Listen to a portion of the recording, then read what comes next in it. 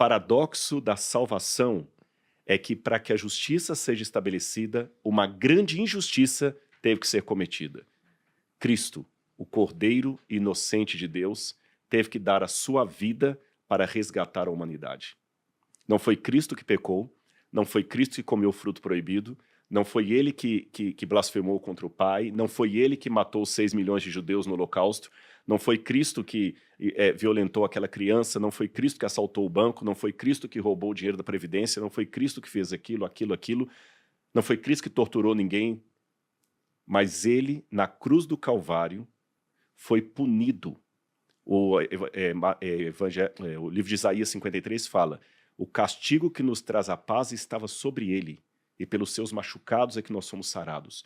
E Isaías mesmo viu que era uma coisa tão estranha que Deus estava mostrando para ele, alguém inocente morrer no lugar de uma humanidade toda condenada, que Isaías começa o texto falando o seguinte: quem creu em nossa pregação? Quem creu? Então, através de Jó, Deus está mostrando isso. Filhos, enquanto o mal perdurar nesse mundo, a injustiça também vai perdurar. E por que Deus não intervém? É porque Deus não dá jeitinhos.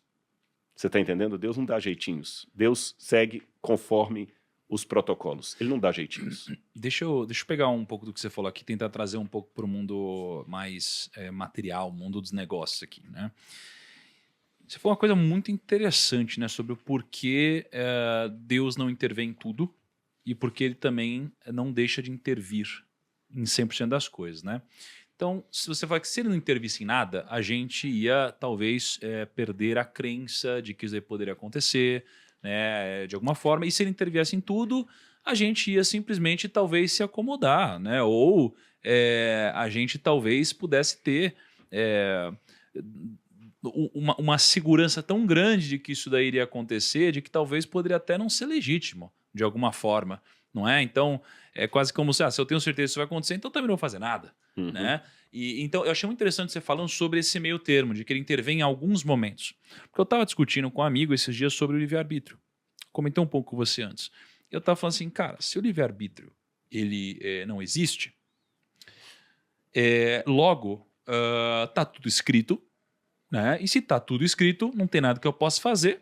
E se não tem nada que eu possa fazer, isso significa que logo Deus já escolheu quem vai pro céu, quem vai pro inferno, enfim, quem dá certo, quem dá errado, já escolheu tudo. Por outro lado, né, se eu acredito que existe o livre-arbítrio, e tem passagens na Bíblia que mostram sobre o poder de uma oração mudar o destino, né, de uma cidade ou de outras coisas, né, começar a perceber que tem umas coisas que eu posso alterar no meu destino. Tá? Então, quando eu pego o que você disse sobre Deus intervir em alguns momentos e o livre-arbítrio, eu começo a refletir um pouco sobre os momentos onde os seres humanos sentiram segurança demais. E os momentos onde os seres humanos sentiram segurança demais poderia ser equivalente ao momento onde Deus poderia intervir em tudo. E no momento onde a gente sente segurança demais, a gente começa a cometer algumas cagadas. Então, eu tenho inúmeros exemplos disso. Um deles foi de um documentário que eu vi recentemente, do Bernie Madoff, né, de um dos maiores casos de pirâmides da história, né, mais de 50 bilhões de dólares foram perdidos, né, e eu percebi algumas coisas muito interessantes nesse caso, porque o Bernie Madoff ele começou, tá, a semente do erro dele começou para mim em duas coisas. Ele, primeiro, era um cara que queria agradar todo mundo, então ele queria ser amado por todo mundo, e aí passamos por uma grande crise, e aí durante uma grande crise ele não quis falar para os clientes que ele perdeu dinheiro, e ele conseguiu um dinheiro para dar para os clientes, e ao invés de ele aceitar o fracasso dele em ter tomado péssimas decisões e ter perdido dinheiro, ele preferiu dizer que através de uma tacada de gênio ele tinha conseguido não perder dinheiro para os clientes dele. Então ele optou por ser um mentiroso e guardar isso aqui dentro, ao invés de aceitar que ele tinha fracassado nesse momento. Então tudo começou pela necessidade de agradar todo mundo. E quando isso começou, ele guardou uma pequena mentira dentro dele. E com o passar do tempo, essa mentira ela vai crescendo. Quando você não dá alusão a um problema, isso aqui vai crescendo até o momento que isso aqui te consome. E com o passar do tempo, o que começou a acontecer é que os clientes dele começaram a sentir muito confiantes no dinheiro que eles estavam ganhando. E ele, alimentando essa mentira, ele fazia os clientes acreditarem que eles estavam de fato ganhando dinheiro. E com o passar do tempo, os clientes ganharam tanto dinheiro por tanto tempo que eles ficaram cegos. E no momento que eles ficaram cegos pela certeza de que isso ia acontecer, eles começaram a perder completamente qualquer grau de julgamento. Até o momento onde eles se entregaram tanto que essa pirâmide ficou tão grande e que eles começaram a perder grana, porque a ganância os consumiu, né? Desejos humanos os consumiram. Então, eu vejo que no momento onde a gente fica cego pelo excesso de certeza, o excesso de segurança, a gente começa a perder dinheiro ou integridade, ou seja lá o que for, porque a ganância nos conquista com agrados e nos proporciona uma falsa segurança.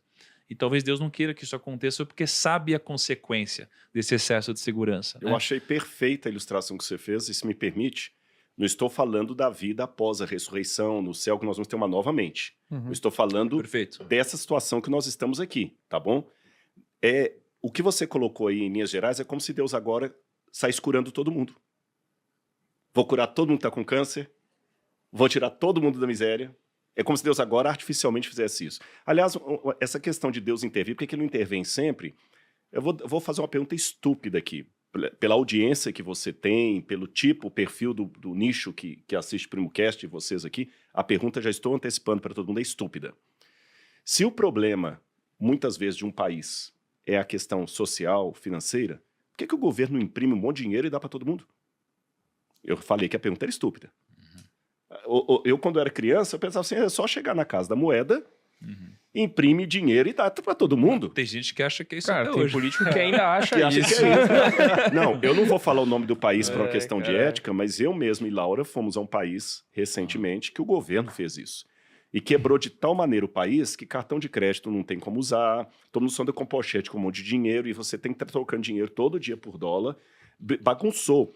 Então, se Deus saísse agora distribuindo milagre para resolver todos os problemas, é como se fosse, ou no exemplo que você deu, que eu achei muito didático, vou até pedir licença para usá-lo em alguma palestra, ou no exemplo também que eu dei aqui de imprimir dinheiro. Então, se o problema é que o pessoal não tem dinheiro, então todo mundo vai ter dinheiro. Vou dar aí, vou colocar agora na conta de todo mundo aí 100 mil reais por dia para você comprar o que você quiser. E o camarada vai lá, compra o carro, mas você sabe que nenhuma economia se sustenta desse jeito.